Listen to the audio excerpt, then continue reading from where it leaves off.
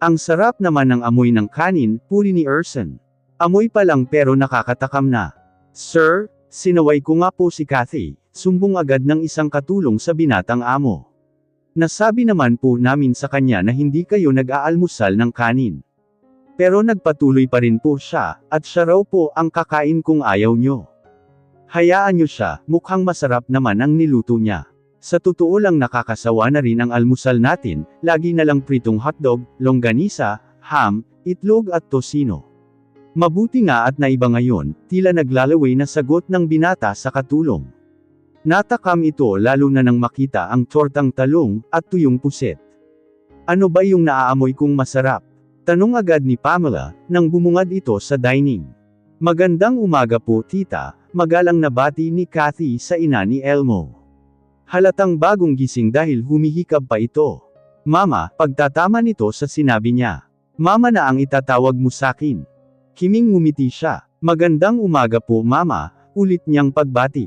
Magandang umaga rin sa iyo hiha. Ngiting sabi nito. Ano ba ang naamoy kong masarap? Ma, nagluto po ako ng sinangag na kanin, na may maraming bawang at tortang talong po, sagot ni Kathy. Inilapag niya sa mesa ang platito, na pinaglagyan niya ng prito na tuyong pusit. Humugot siya ng isang silya, at pinaupo ang mama ni Elmo. Nako, mukhang ang masarap. Ngayon lang uli ako makakain ng ganitong luto, tura ni Pamela sabay kuha ng kanin at tortang talong. Humugot na rin ng silya si Erson at naupo. Talagang masarap ma, sabi ng binata. Naglagay na rin ito ng sinangag sa plato. Ang tortang talong hindi mamantika, at ang itlog tamang-tama lang ang alat. Nako Kathy, baka tumaba kami. Sa totoo lang ngayon lang uli kami nakakain ng maayos na almusal.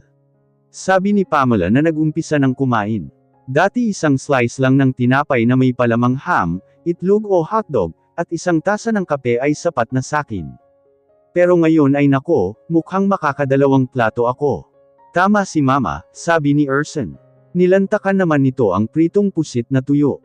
Masarap palang kumain ng almusal na ganito ang nakahain sa mesa. Salamat naman po at nagustuhan ninyo. Kung pahihintulutan niyo ako, ay ako na ang magluluto mula ngayon, presenta ni Kathy. Natutuwa siya dahil nakikita niyang maganang kumain ang mag-ina. Natigil sa pagmuya si Pamela, saglit na nag-isip. Papayagan kita hanggat hindi ka pa pumapasok. Sabi nito sa kanya. Pero pag nagsimula ka ng mag-aral, iyon na muna ang harapin mo. Kailangan mo pagbutihan ang iyong pag-aaral, dahil para rin yun sa kinabukasan mo. Opo ma, sagot niya. Medyo naiilang pa siyang tawagin itong mama. Mahilig po kasi akong magluto. Pero pinapangako ko po, mag-aaral po akong mabuti. Mabuti naman kung ganon. Matanong ko lang Kathy, ano naman ang balak mong iluto mamaya? Interesadong tanong ni Erson. Inabot nito ang tasa na may umuusok na kape. Kumakain po ba kayo ng ginataang alimango na may gulay na kalabasa? Tanong niya sa mag-ina. Naku ma, palatok ng binata na humarap sa ina. Uuwi ako mamaya para dito kumain ng tanghalian. Matagal na akong hindi nakakakain ng ginataang alimango. Natawa naman si Pamela. Ikaw talaga, napaghahalataan ka tuloy na mata ko. Akala ko ba'y nagda-diet ka, anak? Sa ibang araw na lang ako magda-diet, natatawang sagot ng binata. Nakakasawa na kasi ang mga pagkain natin, araw-araw na lang karne. Lagi na lang menudo, adobo, prito, mechado o kaya'y sinigang na baboy. At least ngayon ay makakakain tayo ng tunay na lutong bahay. Sige kuya, para naman makatikim kayo sa lutong tunay na Pilipino.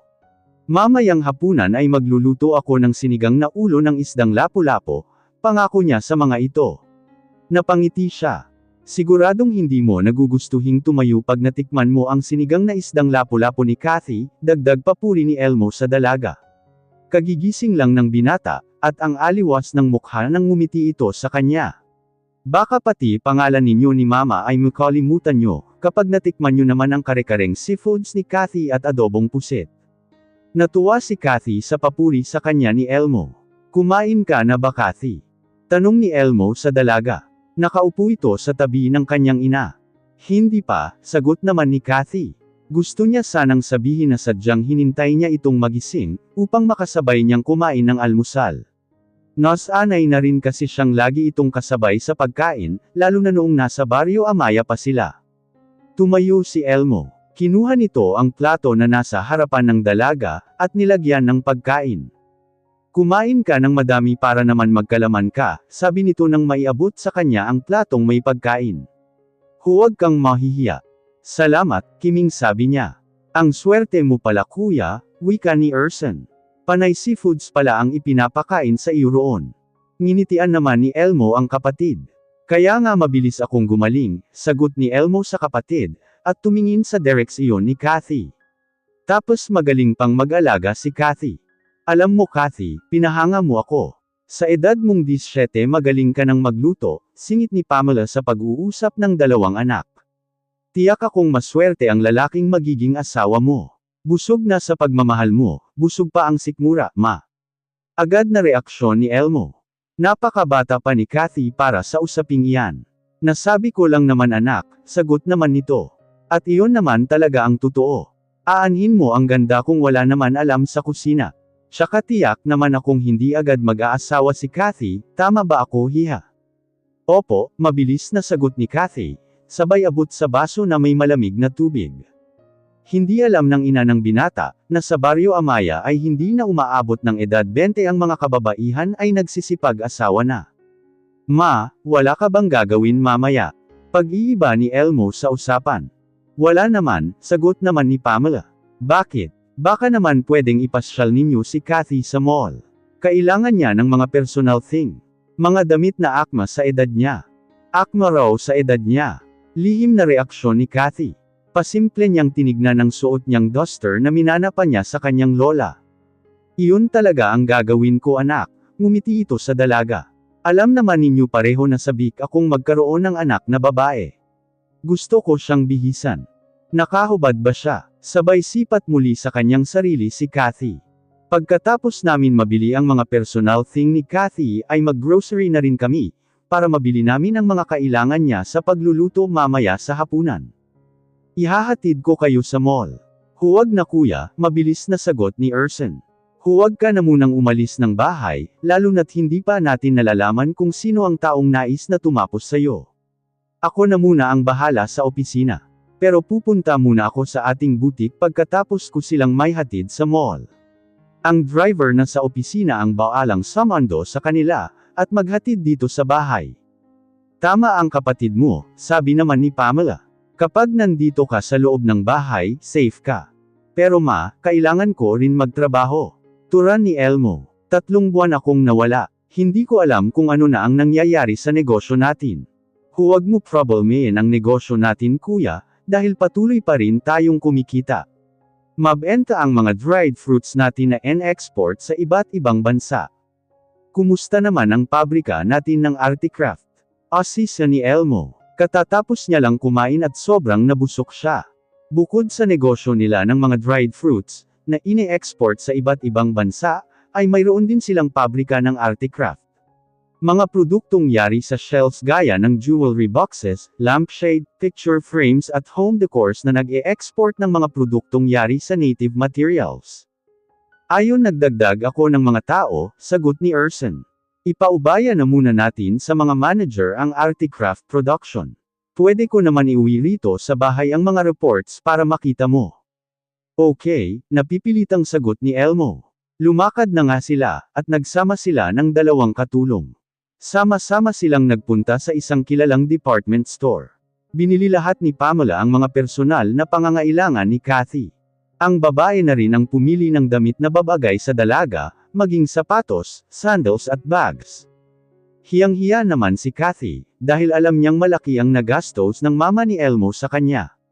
Ibinili rin siya nito ng cellphone at mga cosmetics. Kaya naipangako niya sa sarili, na pakamamahalin niya ang kanyang bagong pamilya. Mag-aaral siyang mabuti, at sisikapin din niya na makatulong sa mga ito. Pagkatapos nilang mamili sa department store, ay nagtungo naman sila sa grocery. Sa kanya na ipinabahala ng babae ang pamimili ng mga sangkap, para sa kanyang mga recipe. At ito naman ang namili ng mga gulay, prutas at karne. Bago magtanghalian ay nakauwi na sila sa bahay ng mga ito. Ang dalawang katulong ang nagdala ng mga pinamiling gamit niya sa kanyang kwarto, dahil hinarap muna niya ang pagluluto. Madali namang natapos sa pagluluto si Kathy, dahil tinulungan ito ni Aling Pering. At gaya nga ng sinabi ni Erson, ay umuwi ito ng bahay para roon mananghalian. Magana silang kumain ng tanghalian, at labis siyang natutuwa sa mga naririnig niyang papuri ng mag-ina.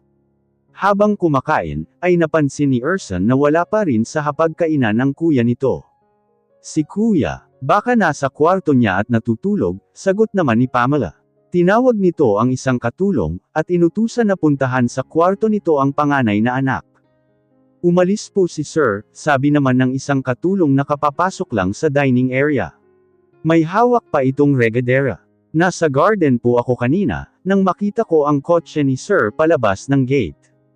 Talagang napakatigas ng ulo ng lalaking iyan, inis na sabi ni Pamela. Pinagsabihan ko palang kanina si kuya, na huwag na muna siyang aalis ng bahay. Alam naman niyang may nagtatangka sa buhay niya, pero hindi talaga nakinig. Saan naman kaya nagpunta ang kuya mo? Tanong ni Pamela sa anak. Sigurado akong hindi sa pabrika ang punta ni kuya. Hindi kaya pinuntahan ng kuya mo si Monica.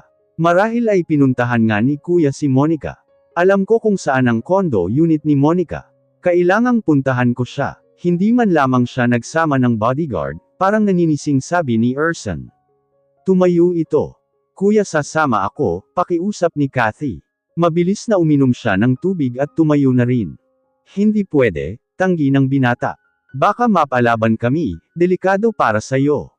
Kinakabahan po kasi ako pangungulit niya. Sige na, pangako, sa loob lang ako ng kotse. Sige na Kuya Erson. Baka mapahamak ka Kathy, nag-aalalang sabi naman ni Pamela. Ma, sasama ako, mag-iingat naman po ako Sabi niya, iba kasi talaga ang pakiramdam niya. Ang bilis ng tibok ng puso niya dahil sa kaba. Sige, isasama kita, pero kailangan ay alisto ka rin, kahit na nasa loob ka ng kotse. Gamitin mo ang cellphone na binili ni Mama, kung kinakailangan, bili ng binata sa kanya. Sunod-sunod naman ang tango niya bilang tugon. Nagmamadaling umalis sina Erson at Kathy. Kasama nila ang tatlong bodyguard na nasa isang kotse. Sina Erson at Kathy ay magkasama naman sa isang sasakyan. Sa bilis ng pagpapatakbo ng binata sa sasakyan, ay napapakapit ng mahigpit si Kathy sa seatbelt. Halos paliparin na kasi nito ang sasakyan. Sa tingin ni Kathy ay 30 minutos lang ang biyahe, at narating na nila ang lugar kung saan nakatira si Monica. Pumarada sila sa isang bahay, para hindi mahalata na kasama sila ni Elmo. Bumaba ang tatlong bodyguard sa sasakyan, at inutusan ang mga ito. Sa sasakyan ay inutusan ang mga ito ni Erson na magsiyasat sa loob ng bakuran ni Monica. Kailangan makasiguro sila na ligtas si Elmo. Ngunit hindi pa ganap na nakakalayo ang tatlong bodyguard, ay may narinig na silang magkasunod na putok ng baril. Ano yun? Tanong ni Kathy. Kathy, dito ka lang at huwag na huwag kang lalabas ng kotse. Tawagan mo si Mama, sabihin mong tumawag siya ng mga pulis, dahil nasa panganib si Kuya Elmo. Sabihin mo na narito tayo sa condo unit ni Monica, utos ni Erson sa kanya. Napalunok na napatango si Kathy. Kahit na anong mangyari huwag na huwag kang aalis dito, muling bili ni Erson sa dalaga, at lumabas ito ng kotse bitbit ang armas. Nagmamadaling nagtungo sa bahay ni Monica. Kinakabahan man ay madaling sinunod ni Kathy ang iniuutos ng binata. Nanginginig ang mga daliring hinanap niya ang mobile number ng ina ng dalawang binata. Kathy, Ma, halata sa tono ng boses niya ang takot. Nariyan na ba kayo sa bahay ni Monica? Tanong ni Pamela na nasa kabilang linya. Nariyan ba si Elmo? May narinig kaming putok ng armas. Diyos ko. Halata sa boses ng kausap niya ang pag-aalala at takot. Kailangan po namin ng tulong, at nasa panganib si Elmo. Narito kami sa condo unit ni Monica. Tumawag daw po kayo ng mga pulis. Sige, iyon lang at nawala na sa kabilang linya ang babae. Hello Ma. Wala nang sagot. Matapos makausap ni Kathy si Pamela, ay ini-off na ng dalaga ang mobile device, at isinuksok sa bulsa ng suot nitong pantalon. Binuksan ni Kathy ang bintana ng kotse, para makita niya ang mga nangyayari. Tim-tim siyang nagdasal, na sana ay walang masamang mangyari sa magkapatid, at maging sa 3 bodyguard na kasama nila. Kanda haba na ang leeg niya, ay wala pa rin siyang matano. Kaya muli niyang isinara ang bintana, at binuksan naman ang pinto ng kotse. Nagpalinga-alinga muna siya sa paligid bago lumabas. Napapitlag siya ng muling makarinig ng putok ng armas. Diyos ko, ano na kaya ang nangyayari sa kanila? Bulong niya sa hangin. Nakatayo siya sa labas ng kotse. Lalo siyang kinabahan ng muling makarinig ng putok ng armas. Labis siyang nag-alala kay Elmo. Nasa loob ito ng bahay ni Monica. Kaya posibleng ang mga nagtatangka sa buhay nito ang may kagagawa ng pagpapaputok ng armas. Bahala na, naiusil niya. Dahil sa isiping nasa panganib ang buhay ng lalaking kanyang iniibig, ay lumakas ang loob ni Kathy. Maingat ang bawat hakbang na nagtungo siya sa bakuran ni Monica. Nagmasid siya sa buong paligid, at nang wala siyang makita, ay lakas loob na pumasok siya sa loob ng bakuran. May nakita siyang malalaking paso kaya doon siya nagtago. Nakarinig ng kalabugan sa loob ng bahay si Kathy. Nagulat pa siya nang biglang nabasag ang bintanang salamin sa harapan ng bahay. May nakita siyang 2 lalaki na nagpapambuno. Maya-maya ay nabasag naman ang pintuang salamin, at iniluwa noon ang 2 lalaki na patuloy pa rin sa pagpapambuno. Kahit medyo malayo, ay hindi siya maaaring magkamali. Si Elmo ang isa sa mga lalaking iyon. Nagsumiksik si Kathy sa pinagtataguan. At mula sa kanyang kinaroroonan, ay nakikita niya ang palitan ng suntok ng 2 lalaki. Sa bawat suntok at sipa na tumatama kay Elmo, pakiramdam niya ay siya ang tinatamaan at nasasaktan. Nalipat ang paningin ni Kathy sa humahanggos na isang lalaki, at may hawak itong armas. Nagimbal siya nang makitang itinutok nito ang armas kay Elmo. At alam niyang sa oras na mapatamba nito ang kasamahan ng lalaki, ay tiyak na patataman nito ng armas si Elmo. Nakatuon ang atensyon ni Elmo sa lalaking kasuntokan nito, kaya hindi napansin ang isa pang lalaki na nakatayo sa tagiliran nito. Gimbal naman si Urson nang makita nito ang lalaking may suot na banet. Nakita nito nang ikasa ng lalaki ang hawak nitong armas. Kuya dapa, malakas na sigaw ni Urson. Mabilis naman na tumakbo si Kathy, at niyakap sa tagiliran si Elmo na nakita pa niyang nagulat nang makita siya nito. Siyempo naman napatumba nito ang kalaban, kaya kinalabot naman ng lalaki ang armas nito. Huwag! Nanlalaki ang mga mata na nasabi ni Kathy, habang mahigpit na yakap si Elmo. Isang putok ng armas ang muli nilang narinig, at dama po ang bala ng armas sa likod ng dalaga na dapat sana ay kay Elmo tumama. Kathy, hintakot na sigaw ni Urson. Patakbong lumapit ito sa kinaroroonan nina Elmo at Kathy. Pinaputukan nito ang lalaking bumaril kay Kathy. Tinamaan sa braso ang kalaban, na mabilis naman na tumakbo papalayo. Kathy, tawag ni Elmo sa pangalan ng dalaga, bago nito nasalo ang katawan ng dalaga, na unti-unting bumabagsak.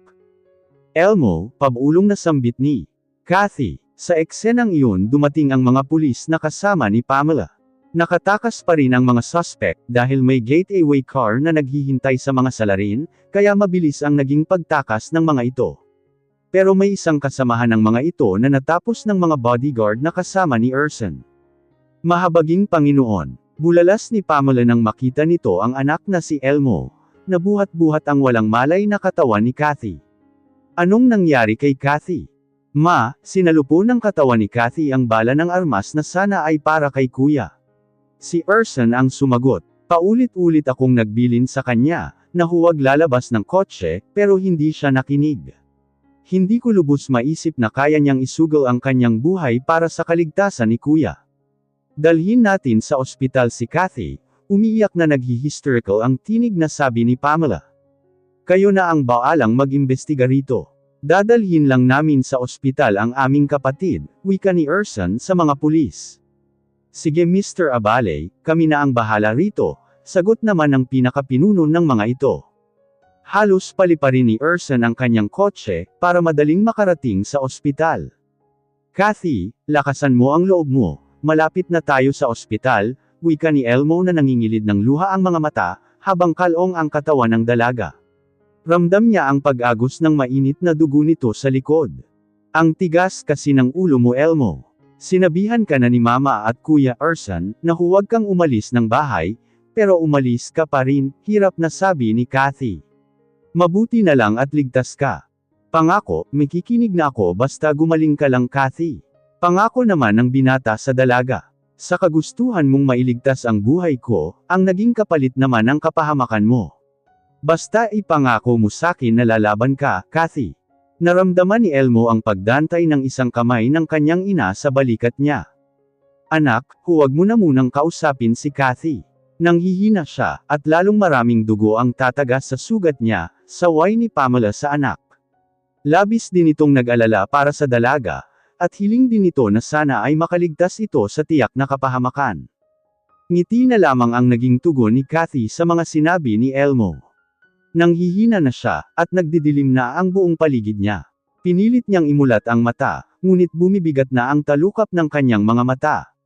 Pinilit niyang hawakan ng mahigpit ang isang kamay ng binata, hanggang sa tuluyan ng lumunin ang buong katawan niya ng kadiliman. Kathy, marahang tinapik ni Elmo ang pisngi ng dalaga. Kathy, damilat ka. Person, bilasan mo. Inas-ikaso agad si Kathy sa ospital na pinagdalhan dito. Maraming doktor at nurse ang nagkagulo, mailigtas lamang ang buhay ng dalaga. Kailangan maoperahan agad ang pasyente, malalim ang tama niya sa likod. Ipanalangin natin na sana hindi umabot ang bala sa puso niya. Dahil kapag nagkataon, ay wala na po kaming magagawa, upang maisalbo ang kanyang buhay, wika ng babaeng doktor na nanggaling sa emergency room. Doc, gawin niyo po ang nararapat para makaligtas siya, kinakabahan na sabi ni Elmo sa doktor. Gagawin po namin ang lahat ng aming makakaya, sagot ng doktora at tumalikod na ito, at muling pumasok sa emergency room. Ma, ang mabuti pa ay umuwi na muna ako, para makakuha ng damit ni Kathy at ni Kuya, paalam ni Urson sa ina. Sige anak, sagot naman ni Pamela. Isama mo ang 2 bodyguard, at mahigpit mong pabantayan ang bahay natin. Pagsasabihan mo rin ang mga katulong upang maging alisto sila. Sa nangyaring ito, higit na kailangan natin mag-ingat. Kailangan din nating magdagdag ng security sa bahay. Kasalanan ko ang lahat ma. Nagsisising sabi ni Elmo sa ina. Kung nakinig na lamang sana ako sa iyo at kay Urson, hindi sana madadami si Kathy. Kung hindi sana naging matigas ang ulo ko di sana ay wala sa emergency room na iyan si Kathy. Anak, magdasal na lamang tayo, para sa kanyang kaligtasan, naiiyak na wika ng kanyang ina. Ma, naaawa ako kay Kathy. Sa akin siya ibinili ni Aling Lorena, at ako ang dapat na nangangalaga sa kanya, tapos ganito ang mangyayari. Mahigpit na niyakap ni Pamela ang anak. Tama na iyan, sabi ni Pamela sa anak. Magdasal na tayo para sa kaligtasan niya. Sumenyas naman si Urson sa ina, nalalabas na siya ng ospital. Tumango naman ang babae bilang tugon. Team na nagdasal ang mag-ina. Hiningi nila sa Diyos ang kaligtasan ni Kathy. Tumagal ang operasyon kay Kathy, inabot na sila ng gabi ay wala rin silang balita rito, dahil walang doktor na lumalabas ng operating room. Nakabalik na rin si Urson sa ospital, at may dala itong damit para sa ina at kay Elmo. May dala ring pagkain ang binata, ngunit hindi yun ginalaw ni Elmo. Parang hindi kayang kumain ni Elmo, lalo na't siya ang dahilan kung bakit nanganganib ngayon ang buhay ni Kathy. Kumuha na ng kwarto ang mag-iina, para makaligo na si Elmo, dahil duguan ang suot na damit ng binata. Kumain na rin ang mag-inang Pamela at Urson ng hapunan sa kantin ng ospital. Si Elmo naman ay mas piniling uminom na lamang ng kape, kahit na kumikulam na ang kanyang sikmura.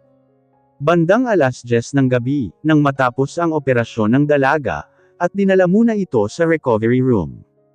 Doc, kumusta na po ang kalagayan ng aming pasyente? Agad na tanong ni Elmo.